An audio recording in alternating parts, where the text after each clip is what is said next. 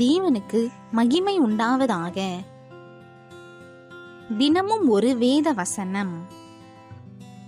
சங்கீதம் 32 சங்கீதம் 6 இதற்காக சகாயம் கிடைக்கும் காலத்தில் பக்தி உள்ளவனெவனும் உம்மை நோக்கி விண்ணப்பம் செய்வான். அப்பொழுது மிகுந்த ஜலப்பிரவாகம் வந்தாலும் அது அவனை அணுகாது. கிறிஸ்துவுக்குள் பிரியமானவர்களே, கர்த்தர் உங்களது விண்ணப்பங்கள் யாவற்றையும் கேட்கிறவர். விசேஷமாக அவர் மீது அன்பு கூர்ந்து முழு இருதயத்தோடும் விசுவாசித்து தன் இருதயத்தை அவர் சந்நிதியில் ஊற்றுகிற ஒவ்வொருவருடைய விண்ணப்பத்தையும் அவர் கேட்டு பலன் தருவதில் உண்மையும் உத்தமமும் ஆனவராயிருக்கிறார்.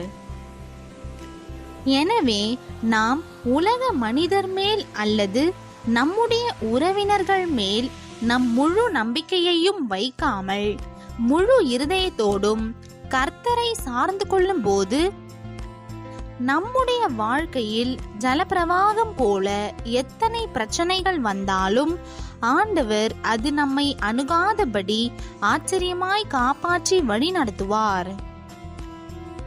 ஒரு வீட்டில் கணவன் ஆண்டவர் மேல் அன்பற்றவனாய் வாழ்ந்து வந்தார். ஆனால் மனைவியோ அவரை நேசித்து பக்தியோடு வாழ்ந்து வந்தாள். திடீரென்று அவர்கள் குழந்தை ஒன்று வியாதிப்பட்டு மரிக்கும் தருவாயிலானது. வைத்தியர்கள் எவ்வளவோ முயற்சித்தும் கடைசியில் மரித்து போனது. மனைவியோ விசுவாசத்துடன் குழந்தையை தூக்கி கொண்டு ஆலயம் செல்ல புறப்பட்டாள்.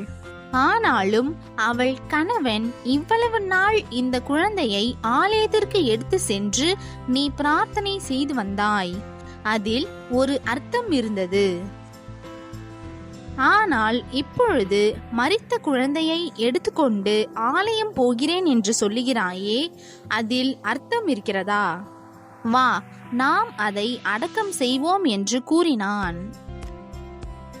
ஆனால் மனைவியோ, இல்லை, என் ஆண்டவர் சமூகத்தில் போய் நான் அழுது அவரிடம் மன்றாடுவேன், அவர் நிச்சயம் குழந்தைக்கு உயிர் கொடுப்பார் என்று மிகுந்த விசுவாசத்தோடு மரித்த குழந்தையை எடுத்துக்கொண்டு ஆலயம் சென்றாள். கணவனோ கல்லறைக்கு சென்று அதை புதைப்பதற்கான ஏற்பாடுகளை செய்ய போனான். ஆலயம் செல்ல அந்த குழந்தையை ஒரு துணியில் யாருக்கும் தெரியாதவாறு சுற்றி பேருந்தில் ஏறி சென்றாள். ஆலயத்தில் ஆராதனை நடந்து கொண்டிருந்தது. போதகர் ஜெபிக்க ஜெபிக்க பிள்ளையுடைய உயிர் அந்த தாயினுடைய விசுவாசத்தின்படி நம்பிக்கையின்படி திரும்ப வந்தது. குழந்தை எழுந்து உட்கார்ந்தது. தாய்க்கு ஒரே சந்தோஷம்.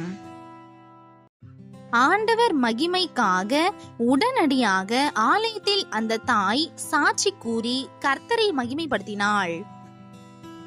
அவிசுவாசியாய் இருந்த அந்த கணவன் இந்த சம்பவத்தின் மூலம் ஆண்டவர் மெய்யாகவே ஜீவிக்கிறார், அவரிடம் விண்ணப்பம் செய்கிறவர்களுடைய ஜெபத்தை கேட்கிறார் என்று அறிந்து கொண்டான். எனக்கு அன்பானவர்களே, இன்று நீங்களும் கூட கர்த்தர் மேல் முழு மனதோடு விசுவாசம் வைத்து ஜெபம் செய்யுங்கள். கர்த்தர் நிச்சயம் பதில் தருவார். உங்கள் விண்ணப்பங்களுக்கும் வேண்டுதல்களுக்கும் பரத்திலிருந்து நிறைவான ஆசீர்வாதம் வரும். இன்றைய நாளுக்கான ஜெபம். என் அன்பு தகப்பனே, நீர் ஜீவனுள்ளவராக உண்மையானவராக ஜெபத்தை கேட்கிறவராக இருக்கிறீர் என்பதை உணர்ந்து கொள்ளும்படி கிருபை செய்ததற்காக ஸ்தோத்திரம். உமக்கு பயந்து உம்மை விசுவாசித்து உமக்கு பிரியமாய் நடக்க இன்று முதல் எனக்கும் அருள் தாரும். இயேசுவின் நாமத்தில் பிதாவே, ஆமேன்.